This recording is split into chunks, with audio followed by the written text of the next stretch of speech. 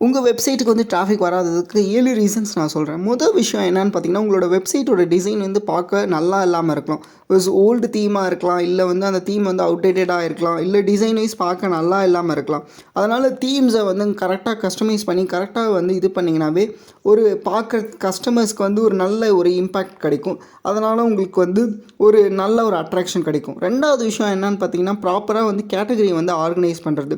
ஒரு சர்வீஸ் இருக்குது அப்படின்னா அதுக்கு கீழே இன்னொரு சர்வீஸ், அந்த சர்வீஸ் கீழே இன்னொரு சர்வீஸ் அப்படின்னு சொல்லிட்டு கரெக்டாக வந்து கேட்டகரி வைஸ் வந்து கரெக்டாக ஃபிட் பண்ணுற மாதிரி நேவிகேஷன் பார் செட் பண்ணுங்கள். மூணாவது விஷயம் என்னன்னு பார்த்தீங்கன்னா, proper call to actions button. Call to actions button, apply now, call now, அதுக்கப்புறம் வாட்ஸ்அப் பட்டன், கால் பட்டன் அப்படிங்கிறதெல்லாம் வந்து ப்ராப்பராக இன்கார்ப்ரேட் பண்ணுங்கள்.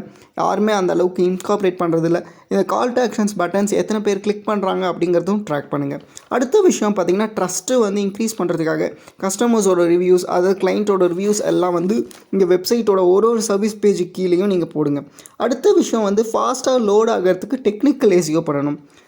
டெக்னிக்கல் எஸ்இஓ பண்ணி முடிச்சதுக்கப்புறம் அடுத்த விஷயம் என்னென்னு பார்த்தீங்கன்னா, உங்களுக்கு கிளைண்ட்ஸ்லாம் கிடச்சிருப்பாங்க இல்லையா, அவங்களோட கேஸ் ஸ்டடீஸ் போடலாம். அவங்களோட எப்படி வந்தாங்க, எப்படி ப்ராடக்ட்ஸ் வாங்கினாங்க, எப்படி நாங்கள் மேனுஃபேக்சர் பண்ணுறோம், அது எல்லாமே நீங்கள் போடலாம்.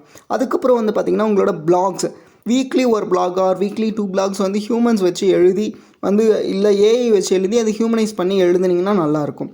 அடுத்த விஷயம் என்னன்னு பார்த்தீங்கன்னா, ப்ராப்பராக ஒரு கீவேர்ட் ரிசர்ச் பண்ணி லோவாக ஹேங்கிங் கீவேர்ட்ஸ்லாம் யூஸ் பண்ணி நீங்கள் வந்து இன்கார்ப்ரேட் பண்ணி உங்களோட பிளாகோ உங்களோட சர்வீஸ் பேஜோ எழுதுனீங்கன்னா அப்படின்னா உங்களுக்கு நல்ல ஒரு ரிசல்ட்ஸ் கிடைக்கும். எடுத்தோடனே என்ன ஹை சர்ச் வால்யூம் இருக்கிற கீவேர்டு எல்லாத்தையும் பெரிய பெரிய கம்பெனி கூட தான் போட்டி போடுவேன் அப்படின்னு சொல்லி சர்ச் பண்ணாமல் டாப் 10ல் வரத்துக்கு ரொம்ப கஷ்டமாக இருக்கும். அதுக்கு பதிலாக வந்து நீங்கள் என்ன பண்ணலாம்னா 11 to 30 இருக்கிற காம்படேட்டர்ஸ் எடுத்து அவங்க என்னெல்லாம் பண்ணியிருக்காங்கன்னு சொல்லிவிட்டு ஃபர்ஸ்ட் வந்து டாப் 40 ஆர் டாப் 30ல் வர ட்ரை பண்ணுங்கள். டாப் 10லேயே வரணும் அப்படின்னு சொல்லி நான் சொல்லலை. ஃபஸ்ட்டு ஒரு நீங்கள் டாப் 30 அப்படிங்கிறது வந்துட்டிங்கன்னா அடுத்து டாப் 20 வரலாம். அடுத்து டாப் 20லேருந்து டாப் 10 அந்தமாரி பண்ணலாம். இந்தமாரி பண்ணிங்கன்னா உங்களுக்கு வந்து நல்ல ரிசல்ட்ஸ் கிடைக்கும். உங்களுக்கு இந்தமாரி வெப்சைட்ஸில் சேஞ்சஸ், அதுக்கப்புறம் வந்து வெப்சைட்டில் சேல்ஸ் இன்க்ரீஸ் பண்ணுறதுக்கு, எஸ்இஓ பண்ணி தரத்துக்கு உங்களுக்கு யாரை காண்டாக்ட் பண்ணணும் அப்படிங்கிறது தெரில அப்படின்னா நாங்கள் ஒரு செமையான இது பண்ணி தந்துட்டுருக்கோம்.